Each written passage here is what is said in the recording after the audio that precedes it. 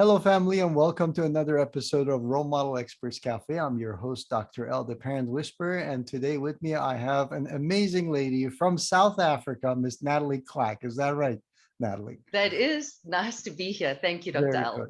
Thank you, our audience members, for joining in to here today with us. Natalie, I had a conversation with you. I thought that your story, your personal story, and what you do is really amazing.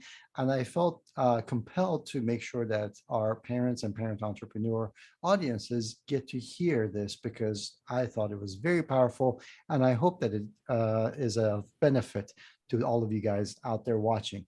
So let's get started. Natalie, can you tell us a little bit about your background and where you're coming from and how you got to be where you are today and what your goals are and what you're doing these days?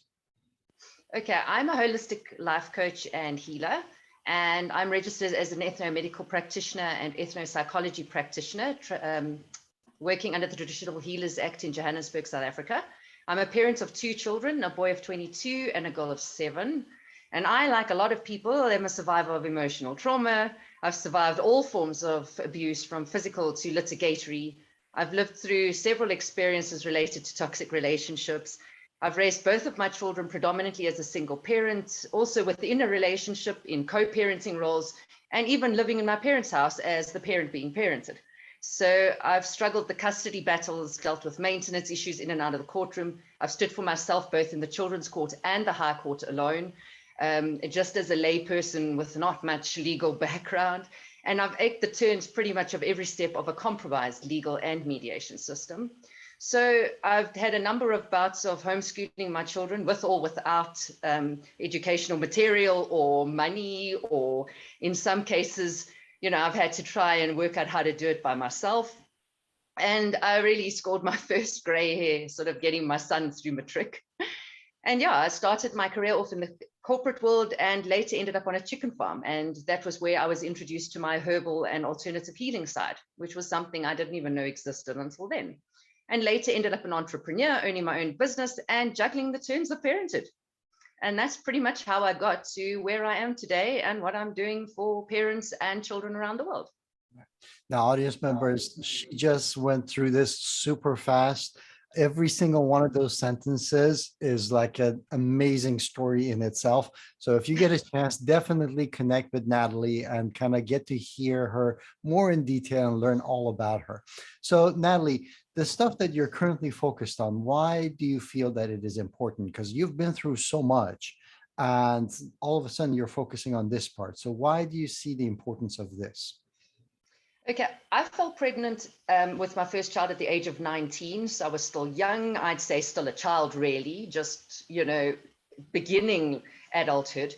My second child when I was 34 years old. So early on in my parenting journey, I saw the effects of what bad health decisions, bad lifestyle decisions, negative addictions and behavior patterns, negative thought form and criticism, unresolved emotional issues from childhood, unreliable medical system, uninterested educational system, and ignorance on my role as a parent, the how-tos, the how-not-tos, and the like, actually had on the ability for me to cope just with everyday life and how it directly affected my children, their health, my partner at the time, if I had one, and even my other family members. So I made the intention from very early off to work on improving myself. So I upskilled myself as much as I could.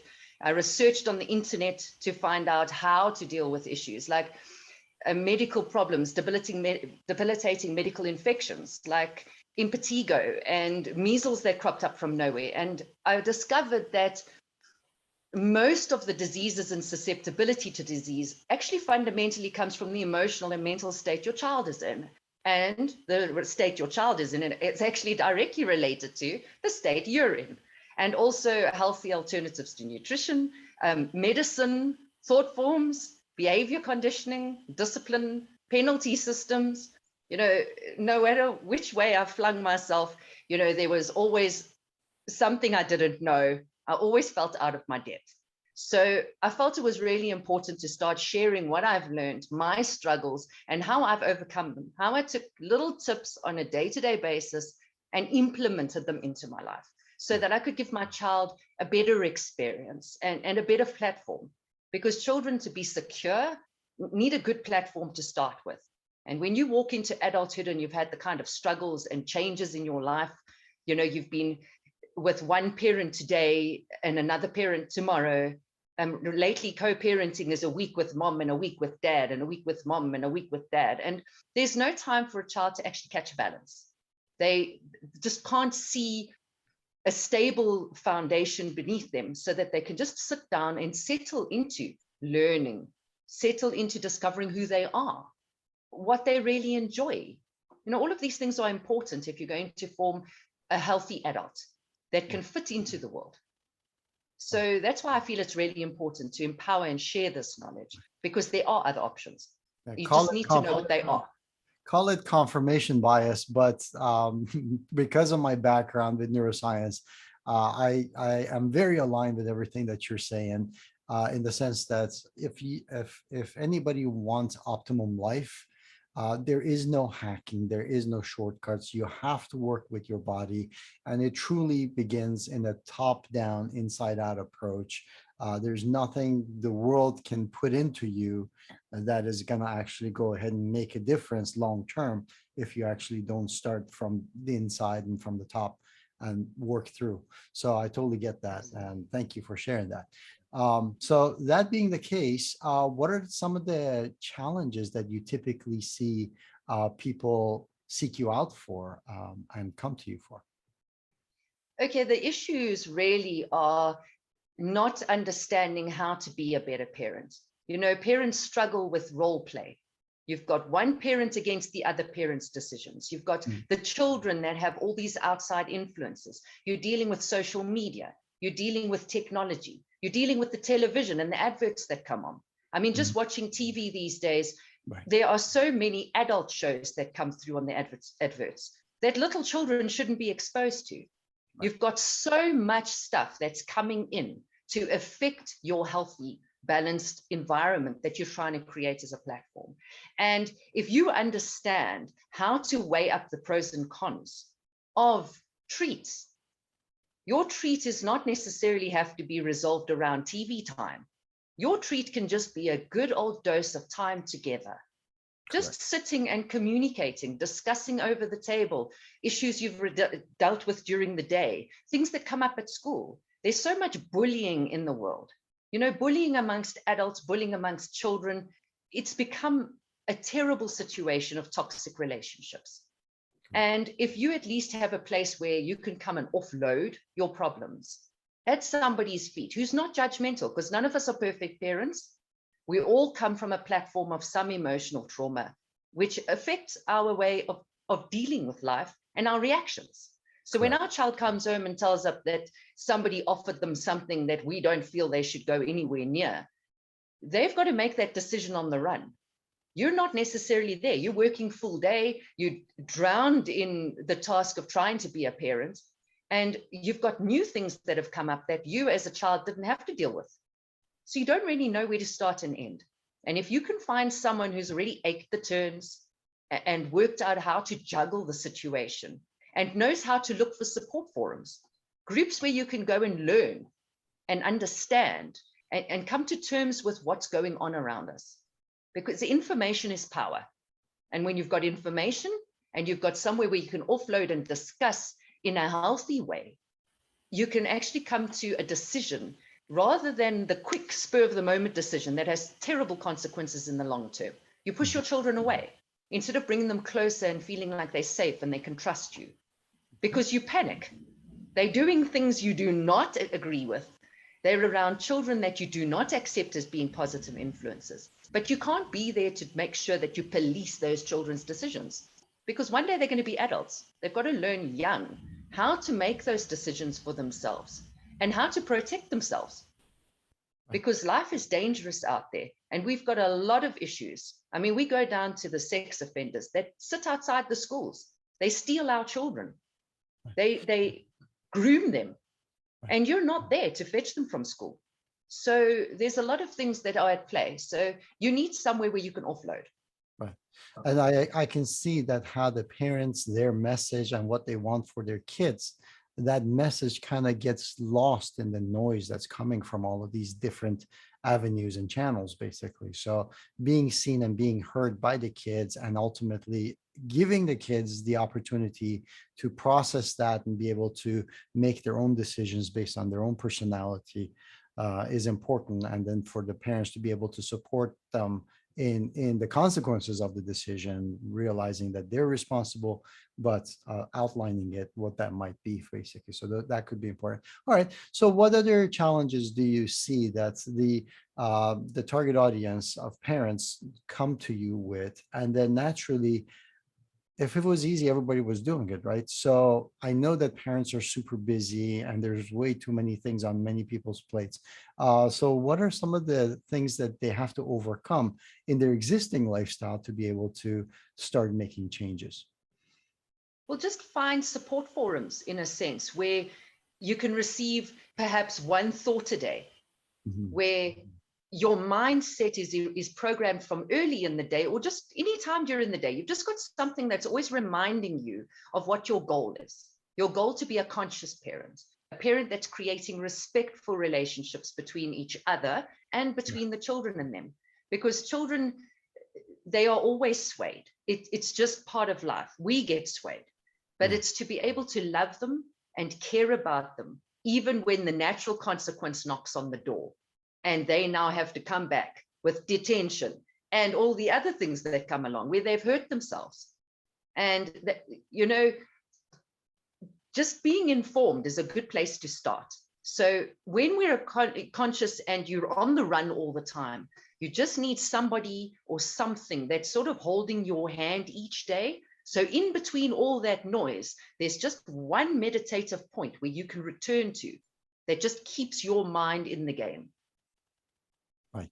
And so finding or knowing how to reach for support is one of those things, basically, that being able to ask for support, knowing where to ask for support or how to ask for support, and ultimately be able to teach that to the kids as well. That's, we need to set aside time for networking, for connecting to other people, and to be able to have our needs met and be able to be there for other people's support and make sure that their needs are met as well. So okay, wonderful.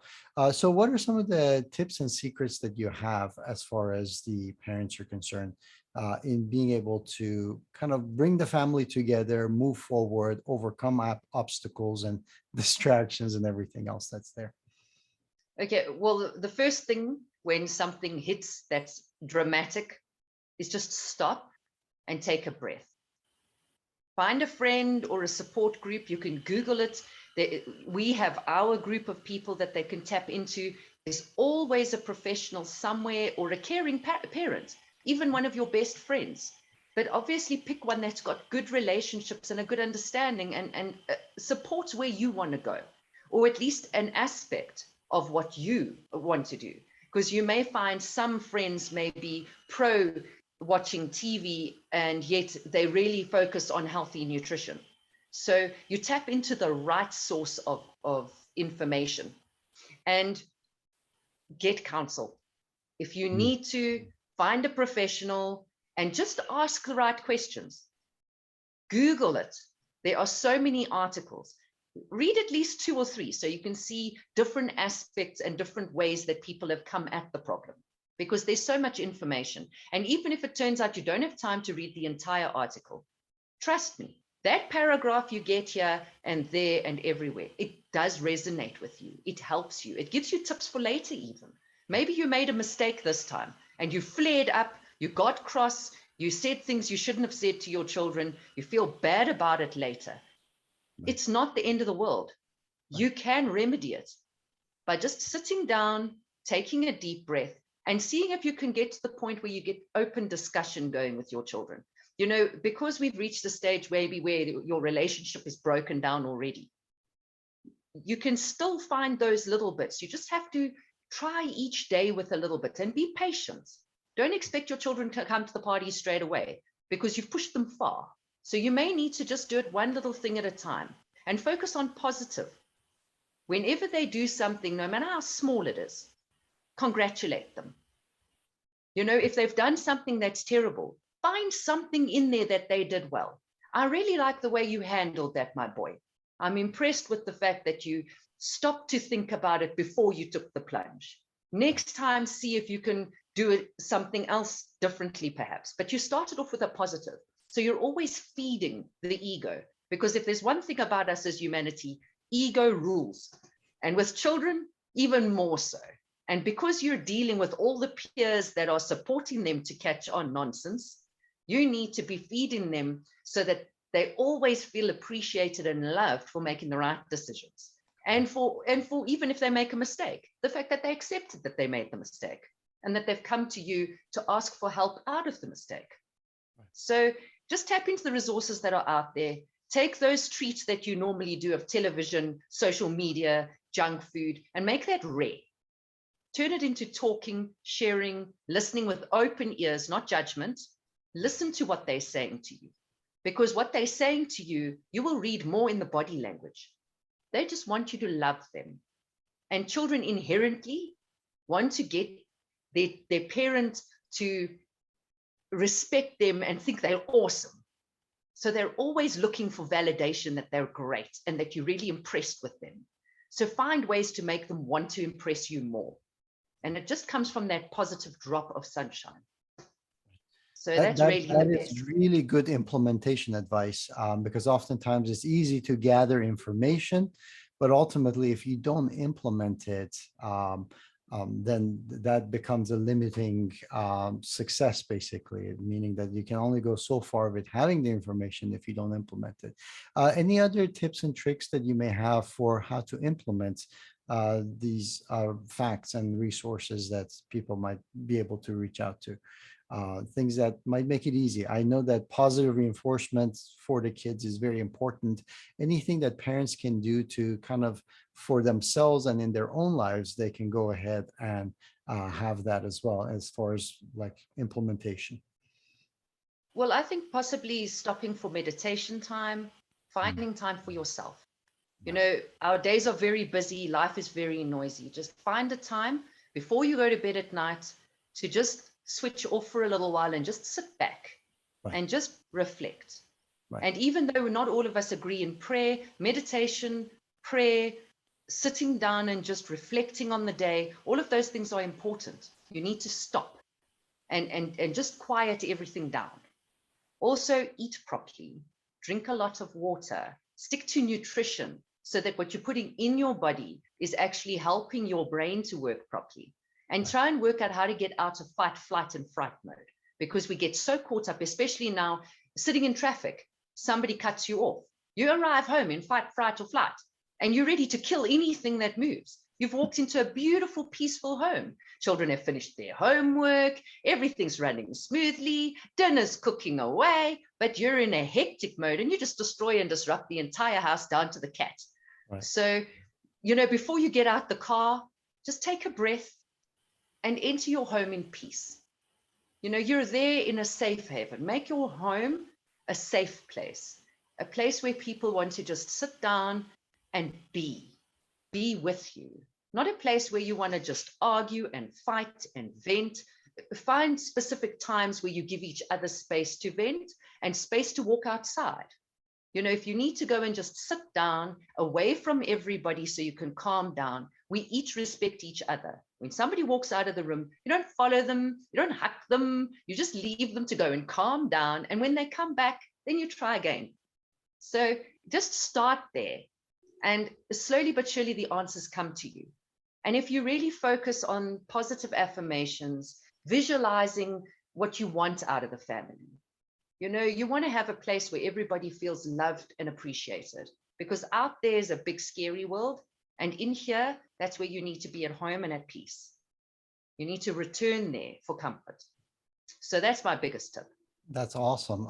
Yeah, children, actually the whole family picks up on each other's energy. So if you take that moment for yourself, if you make sure you enter the home in that calm mood, basically, that makes the home an inviting place, a place where creativity and cooperation flourishes, as opposed to more of the same thing that's out there, basically, right? Absolutely, Exactly. absolutely. And you Very also cool. find sometimes when there's lots of volatility in the home, now your children want to go out there. They don't want to stay at home. So they're now out there with all of those influences you're trying to protect them from.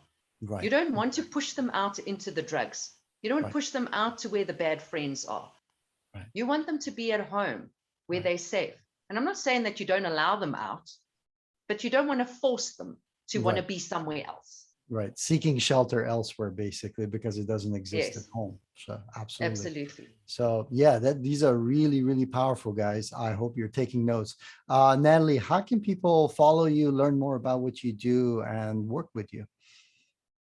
Okay, I have a WordPress blog and I'm on Spotify, etc. But you can connect with me on LinkedIn and you can visit my website, which is www.justbecoaching.co.za, Sure. JUSTBE coaching.co.za. Otherwise, you can connect to me through the Amazing Parents Network or the Role Makers, the Role Model Maker. This is where my new home is. And this is where you're going to find a lot of valuable tips and tricks. So plug in and find yourself a support group because that's what we are for you. Yep, absolutely. Thank you, Natalie. We look forward to having you on our platforms. And for our audience members, I'm going to put the details of Natalie's information and the company and programs for you in the chat box, so in the description box. So be sure to check it out. And also, if you haven't already done so, make sure that you go ahead and click subscribe so you become notified of the latest information and the guest appearances that we have and the gifts and programs that you have for you. And we look forward to having you on our future episodes as well. Natalie, thank you so much for taking time out of your busy schedule to be here. Any final words of wisdom for our audience members before we finish today? Thank you very much. It's been an honor being on the platform. And for the parents out there, just remember, you don't have to be perfect. That's not what we're here for. We're here on a journey and we're here to guide our children. So take the personal out and just, we forget that when we were young and early parents, everything's about us. Everything our kids do is about us, but it's actually not. Just take a step back and you'll see that you'll start having a lot more fun. And that's what being a parent is about. Is it about having fun and enjoying our children and all their learning and their phases and everything that comes with it? Yeah, that's beautifully said. I just thought of this. That would be the greatest thing to teach our kids, that parenting is a fun thing, right? So Yes, that they look forward to it and they get to have that. We want that for our kids, right? To enjoy their children. So it would be great to teach that to them. So awesome. Thank you, Natalie, for that absolutely. insight. I appreciate you Pleasure. guys, and we'll see you on future episodes. Cheers.